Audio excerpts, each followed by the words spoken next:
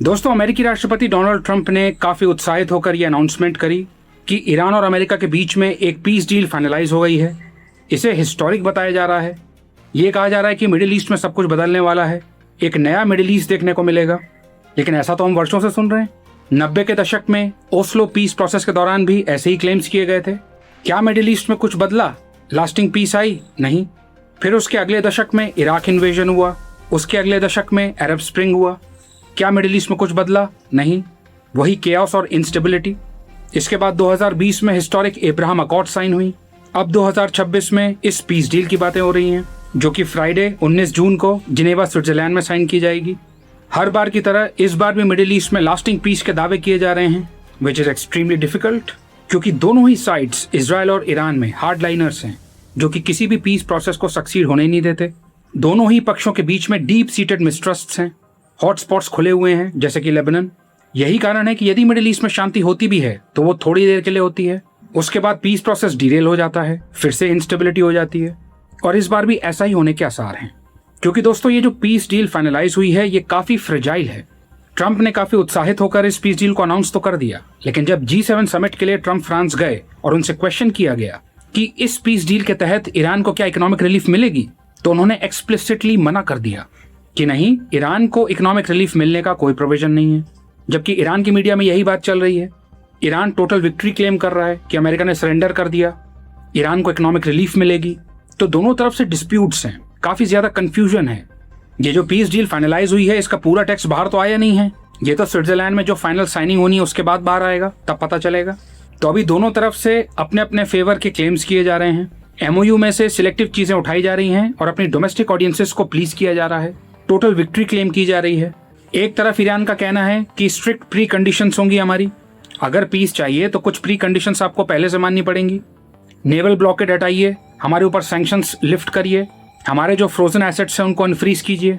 वहीं अमेरिका का कहना है कि किसी भी प्रकार की इकोनॉमिक रिलीफ कंडीशनल है, स्ट्रिक्टली कंडीशनल है। अगर ईरान बिहेव करता है, अमेरिका की बात मानता है, तभी इकोनॉमिक रिलीफ दी जाएगी। यानी इकोनॉमिक रिलीफ को अमेरिका एक इकोनॉमिक गाजर की तरह इस्तेमाल कर रहा है। अमेरिका का कहना है कि ईरान को जिस प्रकार बिहेव करना चाहिए वैसा बिहेव करेगा तो ही इकोनॉमिक रिलीफ मिलेगी, और वो भी अपफ्रंट नहीं दे दी जाएगी, वो स्टैगर्ड रहेगी, पार्ट्स में मिलेगी। जब दोनों ही पक्ष सेम पेज पर नहीं है तो आप ही बताइए फिर क्या ये जो पीस डील फाइनलाइज हुई है ये ड्यूरेबल है? क्लेम्स तो बड़े बड़े किए जा रहे हैं कि peace deal, historic peace deal sign हो गई है, लेकिन ट्रांसपेरेंसी कुछ भी नहीं है। एनालिस्ट्स इसे इस प्रकार से देख रहे हैं कि ये और कुछ नहीं बल्कि ट्रंप का एक प्रयास है कि वो विक्ट्री क्लेम करें और पुल बैक कर लें।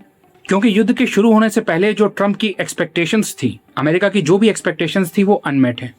अमेरिका के जो उस समय के गोल्स थे और जो प्रेजेंट ग्राउंड रियलिटीज हैं वो मैच नहीं करती हैं। क्योंकि अमेरिका क्या कहकर युद्ध में गया था कि वो ईरान की मिलिट्री कैपेबिलिटी को न्यूट्रलाइज कर देगा, ईरान के रीजनल इन्फ्लुएंस को खत्म कर देगा, रेजिम चेंज कर देगा। क्या इसमें से कुछ भी हुआ? नहीं।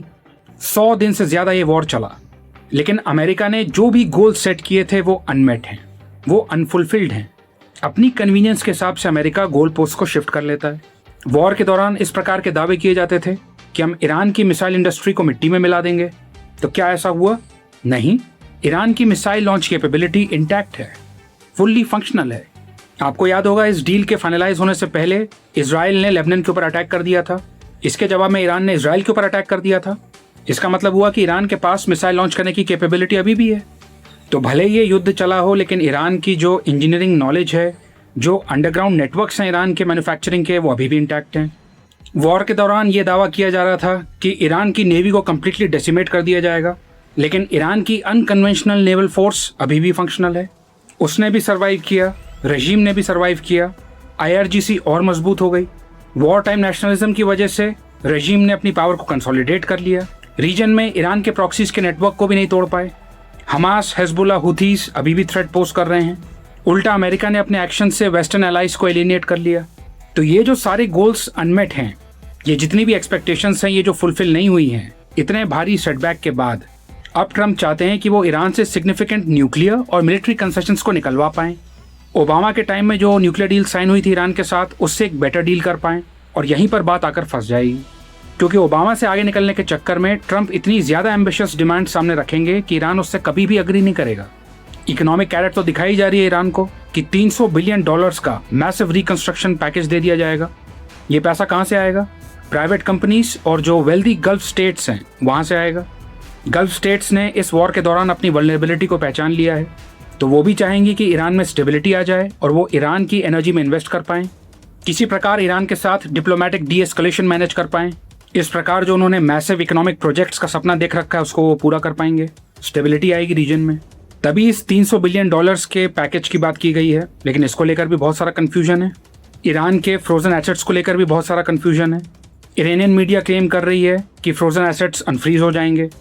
अमेरिका ने स्ट्रेटेजिक एम्बिग्विटी मेंटेन कर रखी है, तो कभी कुछ कहा जा रहा है, कभी कुछ और कहा जा रहा है। अमेरिका ईरान को कह रहा है कि आप अपने ऑब्लिगेशंस को ऑनर करिए, फिर आपको रिवॉर्ड किया जाएगा। ईरान कह रहा है कि पहले आप कंसेशंस दीजिए, ये प्री कंडीशंस को मीट करिए, फिर नेगोशिएशंस आगे बढ़ेंगे। तो इस चीज़ को आप ऐसा समझ लीजिए कि फिलहाल बस कॉन्फ्लिक्ट पॉज्ड है, वॉर एंड नहीं हुआ है। कुल मिलाकर अभी बस ये अचीव हुआ है कि हॉर्मुज की पार्शियल रीओपनिंग अचीव हुई है। अभी ये श्योर नहीं है कि स्थिति वॉर के पहले जैसी थी वैसी आ भी पाएगी कि नहीं। ईरान ने सी माइंस लेकर रखी हैं, उनको हटाने में बहुत समय लगेगा। महीनों का क्लियर पैसेज मिलता है, उसके बाद ग्लोबल एनर्जी मार्केट स्टेबलाइज होंगे। तो ऐसा समझ लीजिए कि सिचुएशन अभी बहुत डेलिकेट है। अभी ऑफिशियल साइनिंग बची हुई है। पीस डील ऑफिशियली साइन हो जाती है, उसके बाद शुरू होगी 60 दिन की विंडो, जहां पे दोनों पक्षों के द्वारा एमओयू में जो प्रोविजंस हैं उनको ऑपरेशनल रियलिटी बनाने के लिए प्रयास किया जाएगा, जो कि आसान नहीं होगा। जैसे ही ईरान से न्यूक्लियर प्रोग्राम को लेकर लॉन्ग टर्म कमिटमेंट्स मांगे जाएंगे, वहां पर बात आके फंस जाएगी। फिर सबसे बड़ा स्टिकिंग पॉइंट लेबनान और हिजबुल्लाह को लेकर इजराइल के ऑपरेशंस वो तो बने हुए हैं। इजराइल के मिनिस्टर्स तो ओपनली कह रहे हैं कि अमेरिका और ईरान के बीच में कोई भी बातचीत हुई हो, कुछ भी साइन हुआ हो, हम तो अपने ऑपरेशंस जारी रखेंगे लेबनान के अंदर। अभी बस टेम्पररी पीस फॉर्मलाइज हुई है, तो अभी बहुत ही ज्यादा कॉम्प्लेक्स टेक्निकल और मिलिट्री प्रॉब्लम्स बची हुई हैं।